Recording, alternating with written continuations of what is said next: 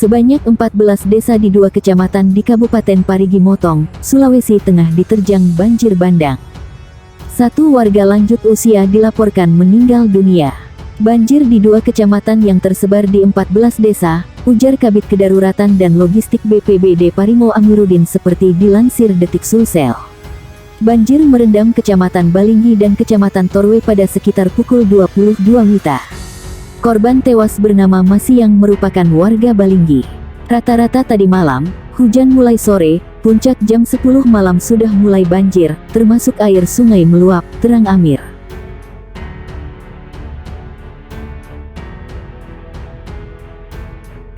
Banjir bandang melanda Kabupaten Sumbawa, Nusa Tenggara Barat. Tidak ada korban jiwa, tetapi bencana alam yang dipicu oleh hujan deras dan kondisi lahan yang gundul itu mengakibatkan belasan rumah hanyut dan puluhan hektar sawah siap panen rusak. Kepala Pelaksana Badan Penanggulangan Bencana Daerah Kabupaten Sumbawa Muhammad Nur Hidayat, mengatakan, 208 keluarga atau 829 jiwa terdampak banjir. Mereka tersebar di 13 desa di 5 kecamatan di Sumbawa. Dari hasil kaji cepat, Desa Lito di Kecamatan Moyo Hulu menjadi wilayah terdampak terparah.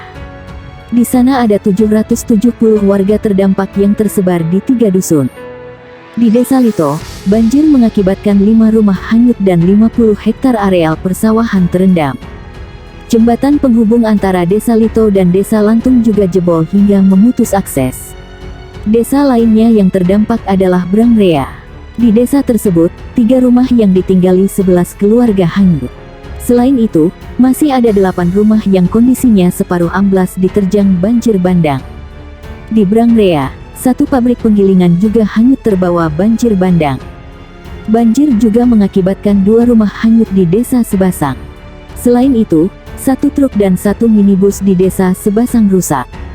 Sejumlah ruas jalan di desa tersebut juga rusak akibat terkikis arus banjir. Nur Hidayat menambahkan, di Desa Rate, banjir merusak 27 hektar sawah siap panen. Di samping itu, banjir merendam permukiman hingga ketinggian 1,5 meter. Beberapa titik tebing juga longsor. Hingga kini, penanganan pasca bencana masih terus berlangsung. Banjir sudah berangsur surut tetapi masih ada genangan di sejumlah titik. Tim gabungan dari BPBD, TNI, Polri, SAR, dan lainnya telah terjun untuk membantu warga membersihkan material lumpur di rumah. Nur Hidayat mengatakan, berdasarkan laporan kaji cepat sementara, banjir bandang yang terjadi pada Selasa sore itu dipicu beberapa faktor. Selain tingginya intensitas curah hujan di wilayah Sumbawa dan sekitarnya, peristiwa banjir bandang juga diduga disebabkan lahan tandus akibat penebangan liar. Kondisi itu mengurangi cakupan dan intensitas penyerapan air tanah. Di samping itu, infrastruktur pengaman tebing dan tanggul di wilayah daerah aliran sungai juga tidak dapat maksimal menahan adanya peningkatan debit air dan ditambah dengan parahnya sedimentasi sungai. Pasca bencana, masyarakat tetap dihimbau waspada. Pelaksana tugas Kepala Pusat Data, Informasi, dan Komunikasi Kebencanaan Badan Nasional Penanggulangan Bencana Abdul Muhari mengatakan, wilayah Kabupaten Sumbawa dan sekitarnya masih berpotensi turun hujan. Intensitasnya ringan hingga sedang dan terjadi. Petani menggunakan traktor untuk mengangkut hasil panen tebu di lahan tebu yang baru dikembangkan di kaki Gunung Tambora, Dorocanga, Sumbawa, Nusa Tenggara Barat, beberapa waktu lalu.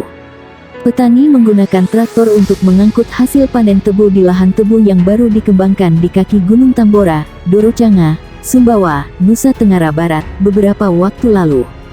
Menyikapi hal itu, masyarakat diimbau agar tetap waspada dengan potensi bencana susulan yang dapat dipicu faktor cuaca, seperti angin kencang, banjir bandang, tanah longsor, dan banjir, kata Abdul Muhari. Menurut dia, apabila terjadi hujan lebat dalam durasi lebih dari 1 jam, masyarakat diminta mengungsi. Mereka yang tinggal di lereng sungai dan di bawah tebing agar mengungsi secara mandiri ke lokasi yang lebih aman sampai 2 hingga 3 jam setelah hujan reda.